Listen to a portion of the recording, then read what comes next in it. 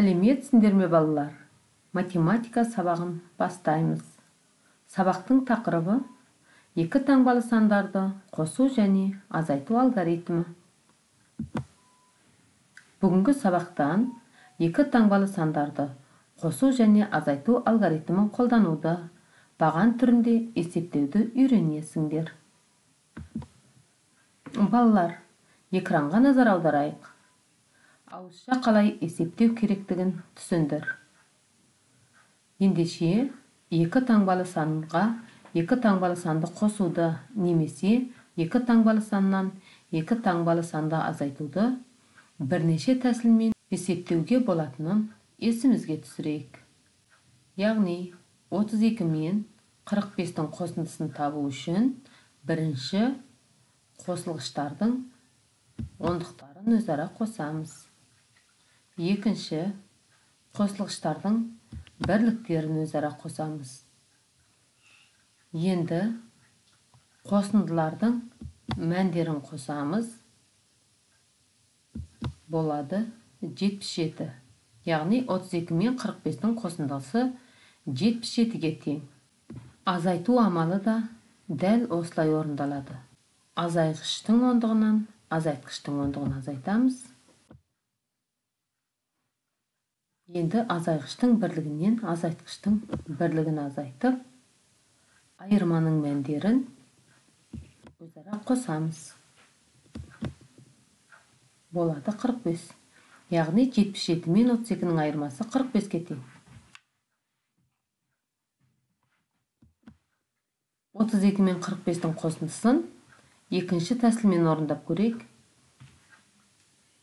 Яғни бірінші қосылғышқа екінші қосылғыштың ондығы мен бірлігін біртіндеп қосамыз. Бірінші ондығын қостық,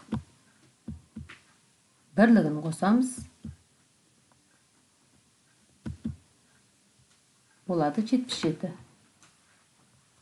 Азайту амалы да дәл осылай орындалады. 77 мен 32-нің айырмасын екінші тәсілмен шешу үшін 72-ден 30-ды азайтамыз. Одан шыққан саннан 2-ні азайтамыз. Болады 45. Балалар, біз ауызша екі таңбалы санды қосу және азайтуды есімізге түсіріп алдық. Балалар, келесі есепке назар аударайық. Мысалдарды шығарып, балалардың әр қайсысының жалаушасын тап. Ендеше, екі таңбалы санға екі таңбалы санды қосуды немесе азайтуды баған түрінде жазып есептей отырып, балаларға өз жалаушасын табуға көмектесейік. Ендеше, біз бірінші 28 бен 31-дің қосындысын алайық. Баған түрінде жазу үшін бірліктің астына бірлігін, ондықтың астына ондығын жазамыз. Яғни 8 бірлікке 1 бірлікті, 2 ондыққа 3 ондықты қосамыз. Қосындының мәні 59.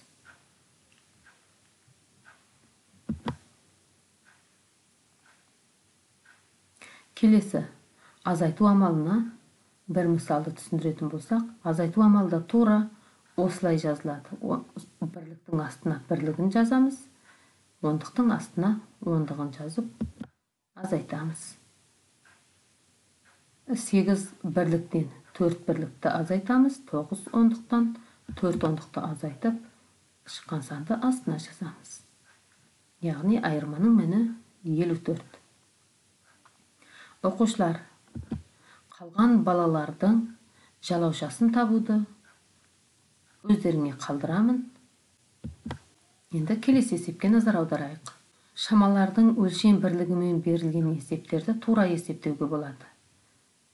Яғни 3 сантиметрге 2 сантиметрді қосып астына жазамыз, 5 дециметрге 3 дециметрді қосып шыққан санды астына жазамыз. Қосындының мәні 8 дециметр 5 сантиметр. Немесе ең кіші өлшем бірлігіне айналдырып алуға болады. Яғни дециметрді сантиметрге айналдырамыз. Егер 1 дециметрде 10 сантиметр болатын болса, 5 дециметр 3 сантиметріміз 53 сантиметрге тең болады. Ал 3 дециметр 2 сантиметріміз 32 сантиметрге тең болады. Қосындының мәні 85 сантиметр. Азайту да тура осылай. 7 дециметр 9 сантиметрден 2 дециметр 6 сантиметрді азайтатын болсақ, 9 сантиметрден 6 сантиметрдің айырмасы 3 сантиметр, 7 дециметр мен 2 дециметрдің айырмасы 5 дециметрге тең. Енді 7 дециметр 9 сантиметрді сантиметрге айналдыратын болсақ, 79 сантиметр. 2 дециметр 6 сантиметріміз 26 сантиметрге тең. Ендеше 79 сантиметр мен 26 сантиметрдің айырмасы 53 сантиметрге тең екен. Келесі, есептің қысқаша жазылуын немесе сызбасын құрастыр. Оны шығар. Мәтінді түсініп оқимыз, балалар. Спорт жарысына 2-ші сыныптан 7 қыз және 3-ші сыныптан 6 қыз барды. Ал 2-ші және 3-ші сыныптан қанша қыз барса, 4-ші сыныптан сонша қыз барды. 4-ші сыныптан жарысқа қанша қыз барды? Біз бірінші есептің қысқаша жазылуын құрастырайық. Ол үшін шартын жазып аламыз бірінші. 2-ші сыныптан 7 қыз, 3-ші сыныптан 6 қыз қатысқаны бізге белгілі, ал 4-ші сыныптан қанша қыз қатысқаны белгісіз. Яғни 2-ші сыныптан 2-ші және 3-ші сыныптан қанша қыз қатысса, 4-ші сыныптан сонша қыз қатысты.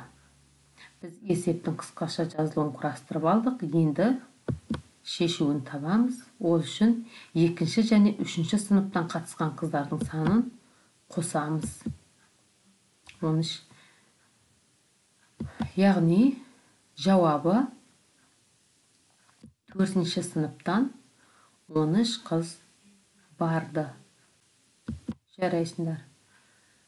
Балалар, сендер бүгін 2 таңбалы сандарды қосу және азайту алгоритмін қолдануды баған түрінде жазып есептеуді үйрендіңдер.